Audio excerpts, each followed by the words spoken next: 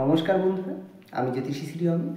আজ আপনাদের সামনে বন্ধ ভাগ্য কী করে খুলবেন সেই বিষয় নিয়ে সংক্ষেপে আলোচনা করব। তাহলে আপনারা নিশ্চয়ই বুঝতে পেরেছেন বন্ধ ভাগ্য মানে কি? সমস্ত কাজে বাধা।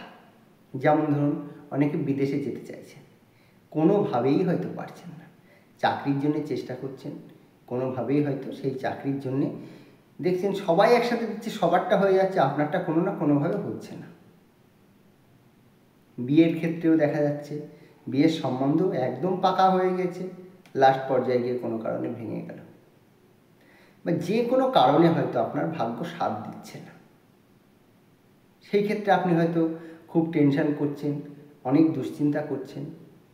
সেই ক্ষেত্রে আজ আপনাদের সামনে যে উপায়টি আমি তুলে ধরব, এই উপায়টা যদি আপনারা মনোযোগ সহকারে করতে পারেন, আপনাদের দেখবেন হয়তো কাজে লেগে যেতে পারে।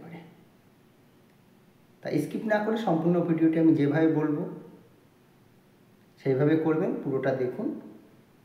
তাহলে কি করবেন? প্রথমে শুক্রবারের দিন একটা বাজার থেকে কোনো দাম দর না করে একটা তালা চাবি কিনে নিয়ে আসুন। তালা নতুন কিনলে সাথে তো চাবি থাকবেই। সেই তালাটা কিনে নিয়ে আসুন এবং একটা রুমালটা কিন্তু অবশ্যই একটু লাল কালারের হবে। লাল কালারের একটা রুমাল কিনে নিয়ে আসবেন কোনো দাম দর না করে। শনিবার দিন কিন্তু তালা কিনবেন না। শনিবারের দিন লোহার জিনিস ভুলেও বাড়িতে কিনে নিয়ে আসবেন না। এটা শুক্রবারের দিন রাত্রে কিন্তু নিয়ে আসবেন। নিয়ে এসে কী করবেন? শনিবারের দিন সন্ধ্যার সময় যখন আপনার বাড়িতে সন্ধ্যা দেখান বা পুজো অর্চনা করেন, সেই সময়টায় আপনার ঠাকুরঘর যদি ঈশান কোণে হয় তো খুবই ভালো, নাহলে যেখানে আপনার ঠাকুরঘরটা আছে সেই ঘরটার ঈশান কোণে আপনার কী করবেন? ওই রুমালটা একটা কিছুর উপরে রেখে তার উপরে রুমালটাকে ভালো করে বিছিয়ে নেবেন, নিয়ে তার উপরে তালাটা রেখে দেবেন। এবং যখন আপনি ঠাকুরের সামনে পুজো দেবেন সেই সময়টা ওই তালা চাবির উপরেও একটু ফুল, বেল পাতা, তুলসীর পাতা, দুর্ব, যেভাবে আপনার ঠাকুরের সামনে পুজো দেন সেইভাবে কিন্তু তালাটার উপরেও আপনি পুজো অর্চনা করবেন। করে নিয়ে সেখানে সাথে কিন্তু 101 টাকা রেখে দেবেন ওই রুমালের উপরে। পরের দিন সকালবেলা কী করবেন?